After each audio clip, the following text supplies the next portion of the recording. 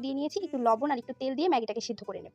আর ম্যাগিটা সিদ্ধ হতে পাশের চুলাতেই একটা প্যান বসিয়ে ওটার মধ্যে একটু তেল গরম দিয়ে দেবো। এরপর চিকেনটা দিয়ে দেবো। চিকেনটা আমি আগেই ম্যারিনেট করে রেখেছিলাম হলুদ, মরিচ, মানে চিকেনটাকে নরমালভাবে ম্যারিনেট করে নিলেই হবে মন মতো কয়েকটা মশলা দিয়ে। এরপর ডিমটাকে আমি একটু ঝুরি করে নেব। ডিমের মধ্যে একটু গোলমরিচ আর একটু লবণ দিয়ে নিয়েছি। এরপর সুন্দর করে এটাকে ঝুরি করে নিচ্ছি। আর এরপর এখানে আমি গাজর দিয়ে দেবো। এই তো এবার গাজরটা দিয়ে দিয়েছি। এরপর গাজরের সাথে পেঁয়াজটাও দিয়ে দিই। দিয়ে কিছুক্ষণ নাড়াচাড়া করব। আর চাইনিজ কোনো কিছু রান্না করতে গেলে অবশ্যই মনে রাখবেন চুলাটাকে যেন একদম বাড়িয়ে দিয়ে রান্না করেন। এটা একটা টিপস, সবসময় মনে রাখবেন।